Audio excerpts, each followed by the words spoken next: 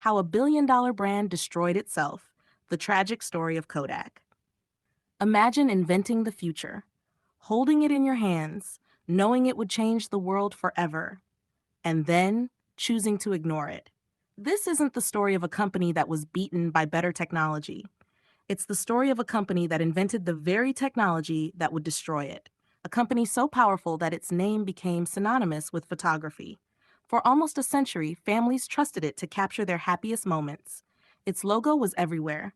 Its profits were unimaginable. Its future looked untouchable.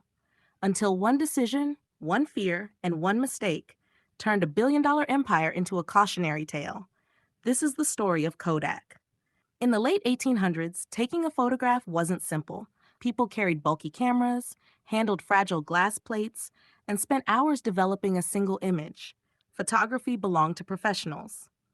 Then a businessman named George Eastman had a radical idea.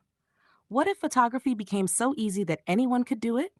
His company launched a small camera with a revolutionary slogan, "You press the button, we do the rest." It changed history. Suddenly, photography became part of everyday life. Vacations, birthdays, graduations, weddings. Parents no longer had to describe their children's first steps. They could capture them forever. Kodak wasn't just selling cameras, it was selling memories, and people loved it. By the 20th century, Kodak dominated photography across the globe. Its yellow boxes filled store shelves. Its film rolls were everywhere. If someone asked for film, they didn't ask for camera film. They asked for Kodak. That is the level of dominance the company achieved. By the 1990s, Kodak employed more than 140,000 people. Its annual revenue reached billions of dollars. Wall Street admired it, families trusted it, competitors feared it. Kodak looked unstoppable, but hidden inside one of its laboratories, a quiet revolution had already begun. In 1975, a young Kodak engineer named Steven Sasson built something strange. It looked nothing like today's sleek smartphones. It weighed almost 4 kilograms. It recorded black and white images, and capturing a single photo took over 20 seconds. The image had to be displayed on a television. It wasn't impressive, but it was something the world had never seen before. It was the first digital camera. Think about that. Kodak, the king of film, invented digital photography, the invention that would eventually eliminate film forever. Excited, Sasson demonstrated it to Kodak executives. Their response? Interesting. But don't tell anyone. Why? Because Kodak wasn't making most of its money selling cameras. It made fortunes selling film.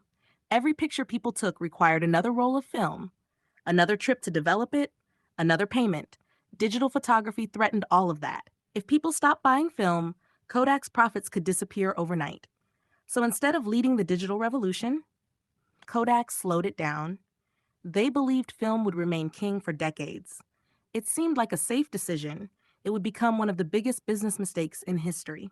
Chapter 3. The World Changes. The 1990s arrived. Computers entered homes, the internet exploded. Technology moved faster than anyone expected. Companies like Sony, Canon, Nikon, and later smartphone manufacturers embraced digital cameras. Every year they improved. Every year they became cheaper. Consumers loved the convenience. No waiting, no developing, no wasted film. Just take the picture, delete it if you don't like it, take another. Millions of people changed their habits almost overnight. Kodak saw it happening, but instead of fully committing, it hesitated. Its executives were trapped by one dangerous question: what happens to our film business? Instead of asking, what does the customer want? That difference changed everything. Kodak realized digital photography wasn't a trend, it was the future. The company rushed to release digital cameras.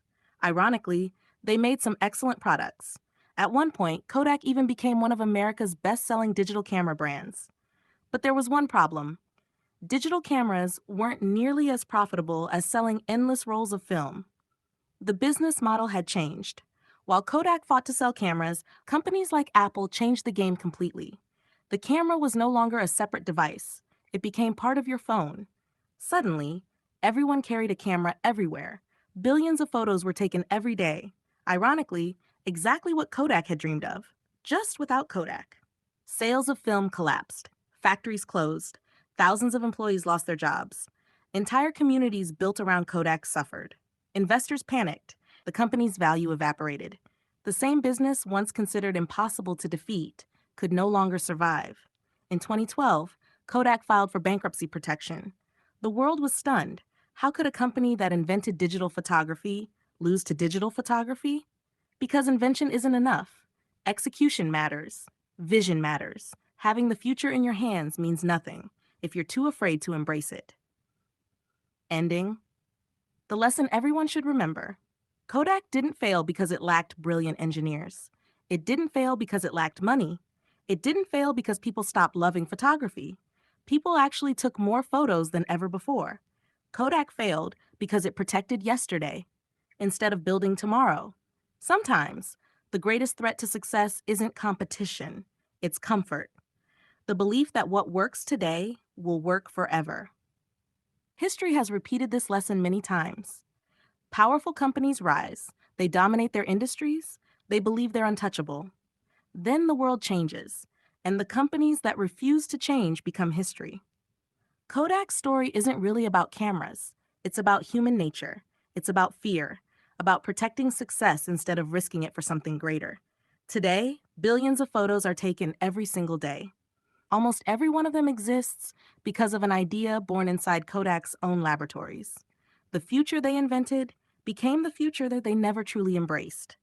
And that is how a billion-dollar brand destroyed itself.